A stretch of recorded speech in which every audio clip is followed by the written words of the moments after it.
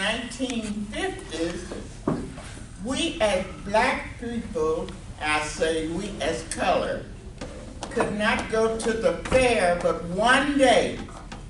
And they called that day Negro Achievement Day. I worked with Juanita Craft, I'm sure you've heard of her. When Dr. Martin Luther King came here, we marched to the fairground. And we picketed the fairground in order for you and your parents to have more than one day at the fair. On that day, they closed a lot of the events there.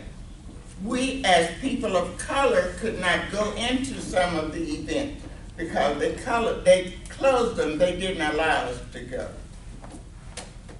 I also, if you're familiar with South Dallas, at the time in the 50s, we as a color people, this was Jewish, Italian, and not any blacks was in Dallas at that time.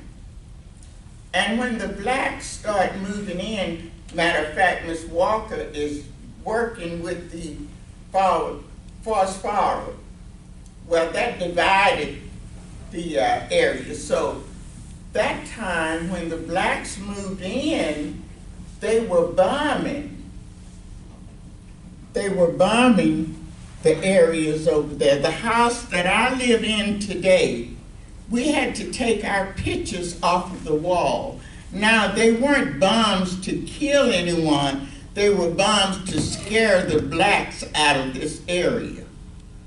So now that we are eligible to go into these places, we are proud of it because we work for you. Now, the history of myself, I am the first black salesperson in Dallas when they first integrated the stores. I worked at both.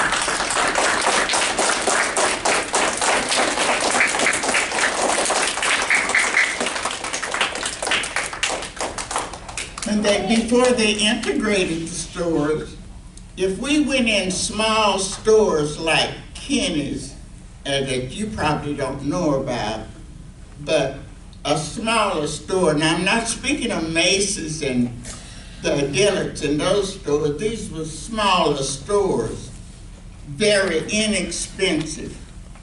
But any of the stores, we had to go in the back. If it was a shoe store, we went in the back, sat on a bench, and tried on the shoes. When they integrated the stores, we had to go, if we went to Macy's, in other words, Macy's weren't here at that time, but Sanger Harris, Sangers, and Tigers, we could buy in the basement. And they would bring, if we went up on the other floors to buy, they would bring our merchandise in, whatever they wanted us to try on or whatever. In going to school, my children went to school where you are now. I have 5 children. They went to elementary school here. It was colonial school at that time.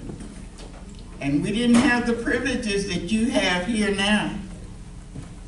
But I want to say to you as young people, I could sit and tell you more, but I want to say to you, obey your parents, go to school, and be nice to everybody. And I thank you so much for listening to me.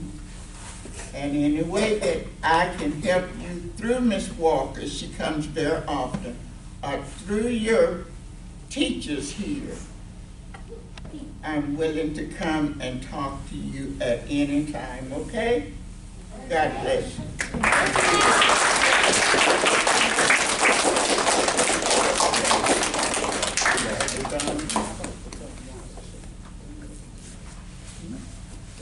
Do y'all want to know why she had to take the pictures off the wall? Remember y'all heard her say that?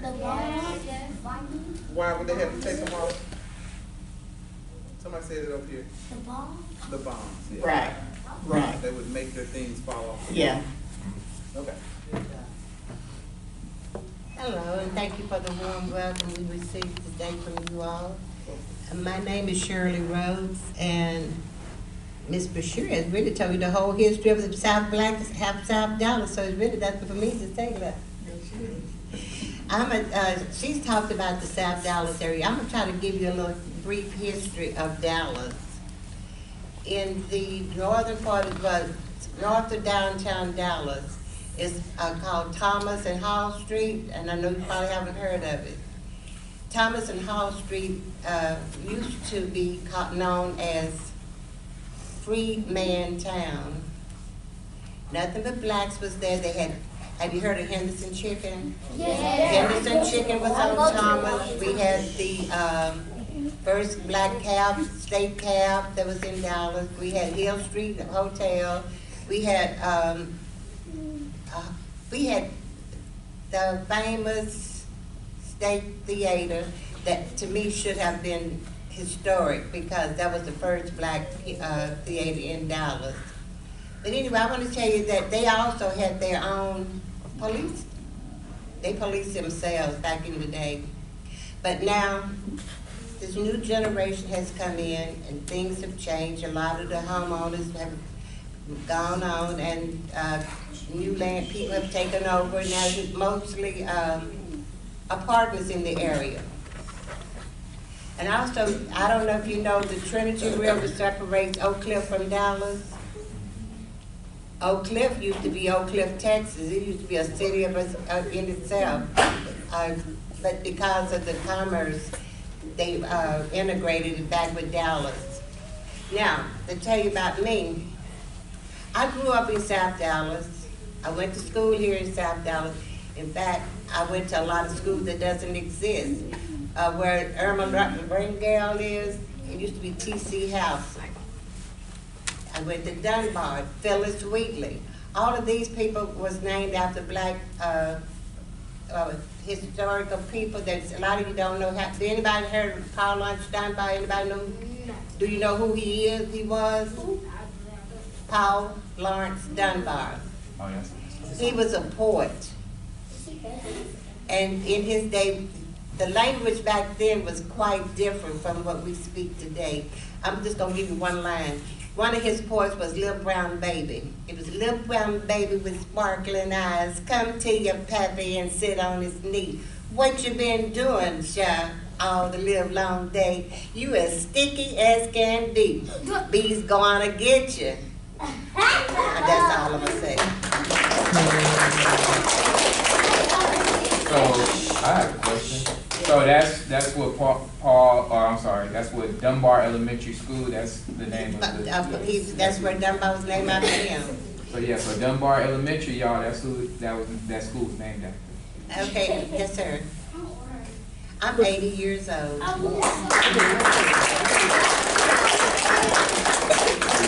And I'm gonna live to be a long time too.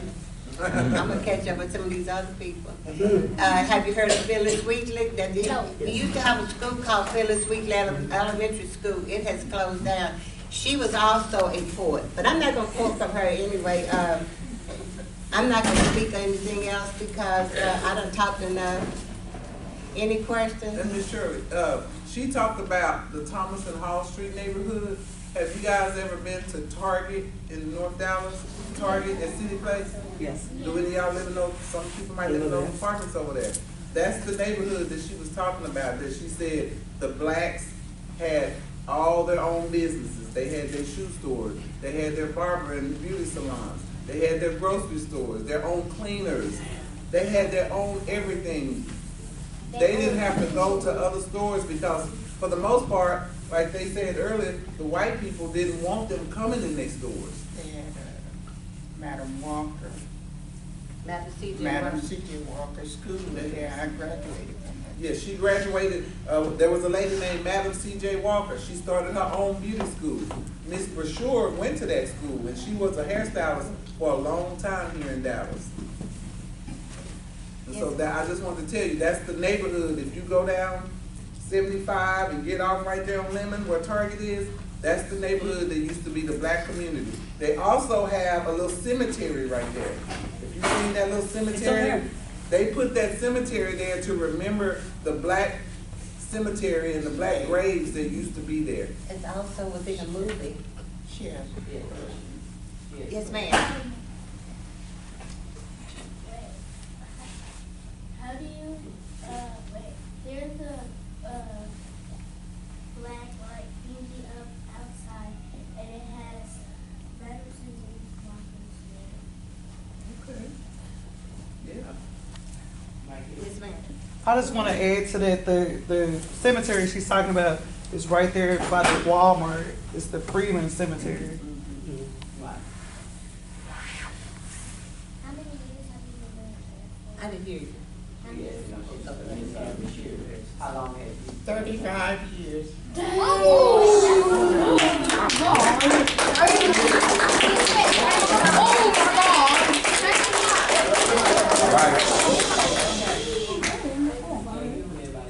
What happened, like, what is like, if that happened, and the white people didn't want the, people in like the stores and stuff, what would they do? They would beat you up and send you to jail if they could. They did not want blacks coming in a lot of stores. They would even close the door, lock the doors to keep us out. And to be honest with you, back in the day, we as blacks had to travel certain places. We couldn't go in the hotels and stay in hotels. A lot of the famous artists that traveled from city to city had to sleep in their cars or on the buses. We weren't allowed to go in the front. We could eat anywhere from the back door. And some of those people that used to come, maybe they coming to do a concert or a show here in Dallas, they couldn't stay in the hotel, but some of the black people who lived in the city, they would open up their homes and allow them to stay in the home with them. And in the restaurants, most of the restaurants, well, I say all the restaurants at that time, we had to go in the back door, we had to stand outside in the back, and they would hand you your food outside. We couldn't go inside. Okay, on that note, City Hall, the old City Hall, still have the sign say white only on their fountain, but they covered it up. But if you couldn't like go inside, how would they know what we wanted to order? You would order from the outside. They had right down here, it's on where I live now, on Roberts Avenue. I live on Roberts. Esther Hagen, which was named Hatcher Street. There's a shopping center over there. There used to be a cafe, we call it then, a restaurant. They had a place at the back. It was a long window. You go to that window, which was the kitchen, and you would order what you wanted from the menu that they had outside. You order what you want. They cook it and then hand it to you out the window. That's Basically through the back door. So like basically like Sonic nowadays has that push button, it's outside, you know, it's equivalent to that basically. And I also like to end because I always want like to end that. I lived in that area, as she was saying about ordering. I come from Louisiana, gravitated over here. And when I go back to that part of the state, I've experienced that. They had a hamburger stand. I used to always ask my dad, why we always got to go to the back. And it was, he was driving his board in the back. Like she said, it's a little board they had on the backside, a long window. And my dad went up and ordered the food. Well, we couldn't go in to pay for nothing. And you come back to that window and they give it to you. And that's how we got our food. If we even went into a store It's a certain, everything was in the back for the blacks. I could not understand. I was about y'all age, like asking questions, my mom and dad, why do we always put your head down when I'm talking? Why do we always have to go to the back of every time we come here to eat? Everybody fighting going through the front door. We got to go through the back door. So I did live through that era when I was about your age, and I always wondered, and my dad and mom tried to explain it, but I didn't understand it. So it's a place that's still like that. As a grown up today, I was married, and I went to a funeral in Houma, Louisiana. It's one place down there, and I went in there. I said, because we were no longer like that, but the people were looking at me, and my husband relative, we don't go in, we just get the gas. I said, girl, I'm going in the order. And I did. I went up there, bought my potato chips and drink, but they served me, but they were looking at me like I wasn't supposed to do it. Yeah. Even today, it's still some places in the South still have that kind of error. And my husband, he's a gospel singer. His group went down in Mississippi to sing somewhere in the area, but if you were by yourself, those are some people who are saying that still, you come up disappearing in those long nights, and you going down the road and your lights go out and ain't nobody there with you, people have come up missing today. So a lot of stuff is still going on. And my husband, he experienced that with a couple of his guys, but nobody bothered, they just kept going. But they look for some blacks still in the South right now. So, and basically on what Miss Maddie is saying, they had towns, little cities, what they call sundown town.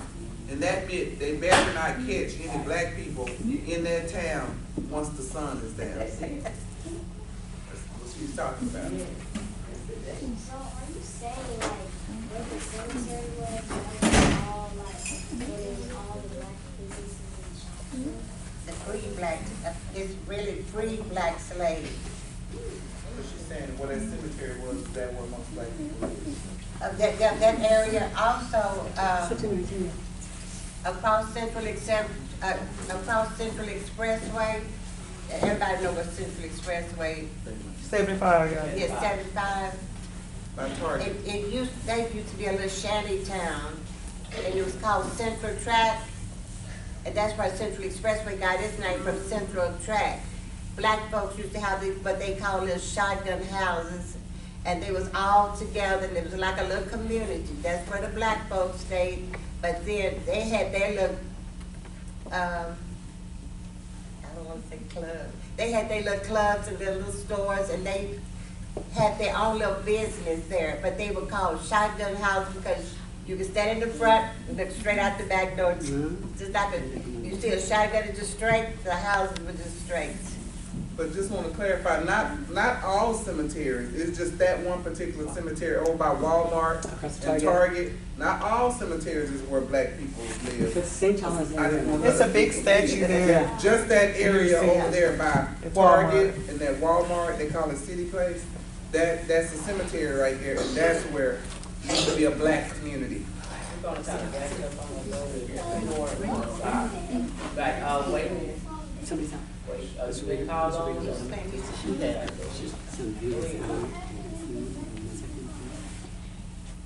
She said, what would happen if black people fought back? A lot of black people have lost their lives fighting back, darling.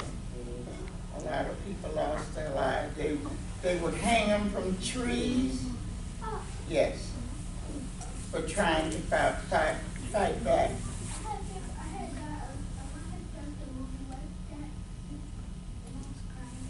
Well, it's true. It's true.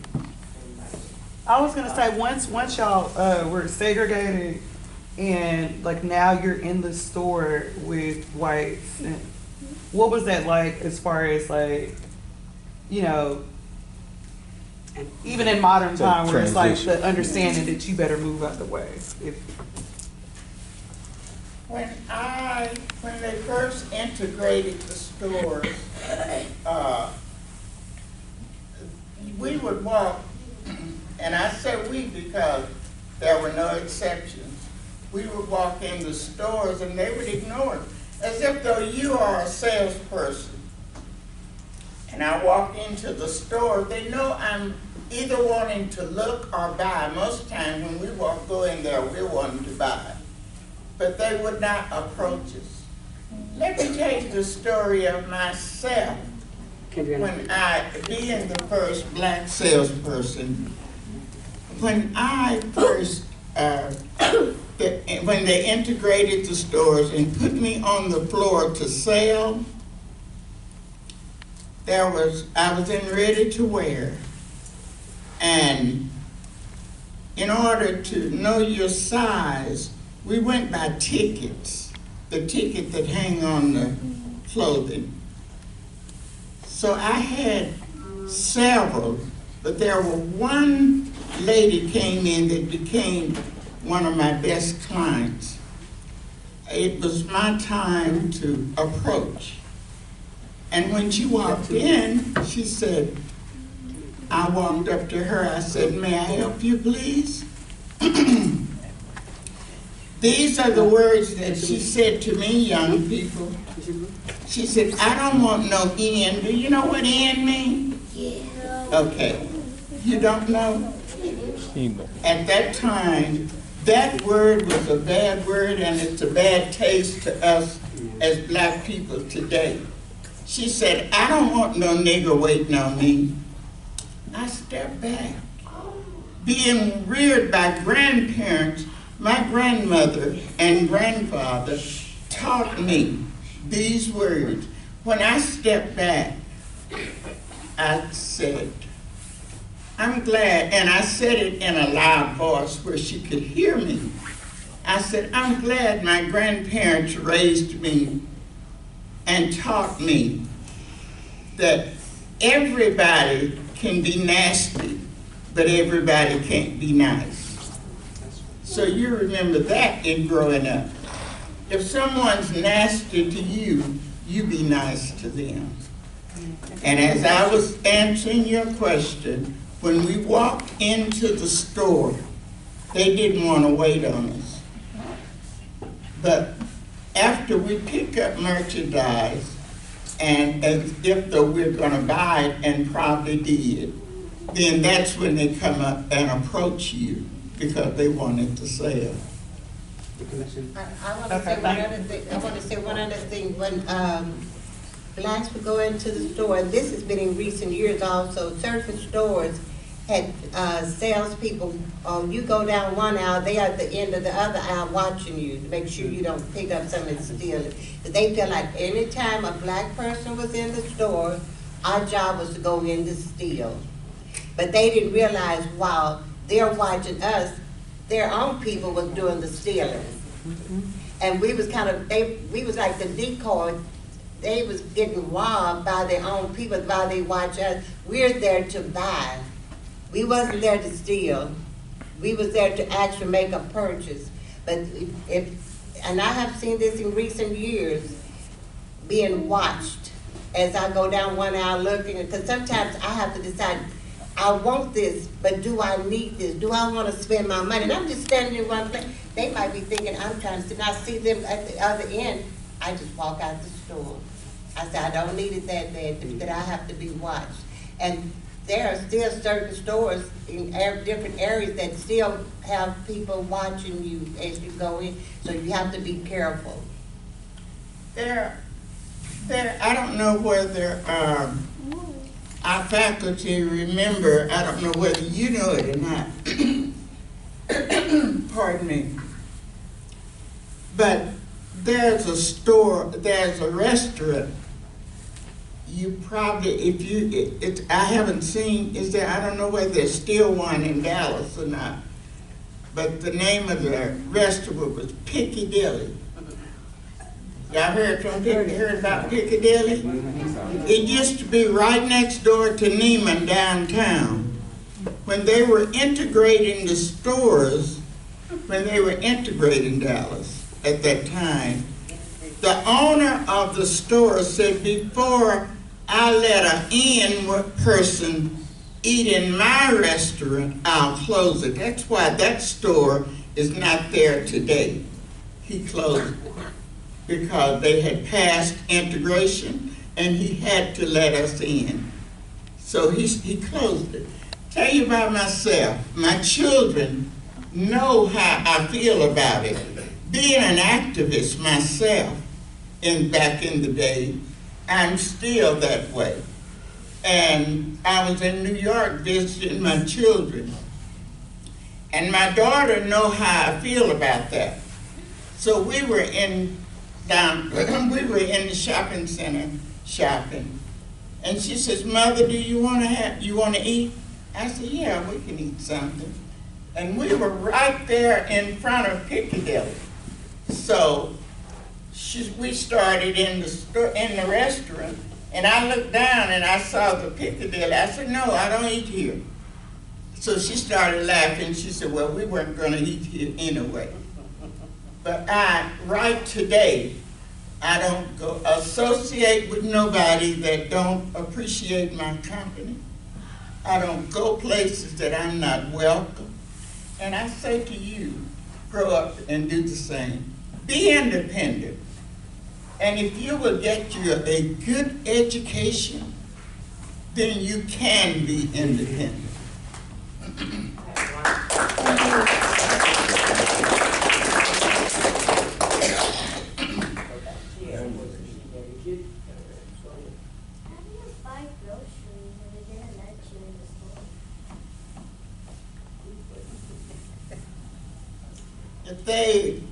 During that time, we had black grocery stores.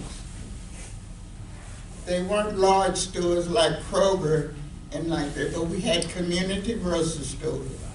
And that's where we bought our groceries, all those that we didn't raise ourselves.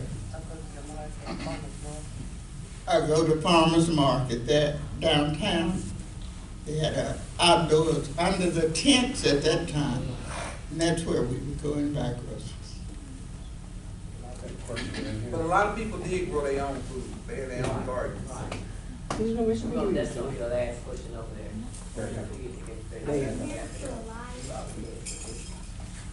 What you say, baby, talk loud. Your parents still alive?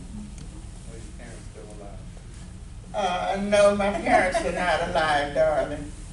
I said that's the last. Okay, let's give up my hands.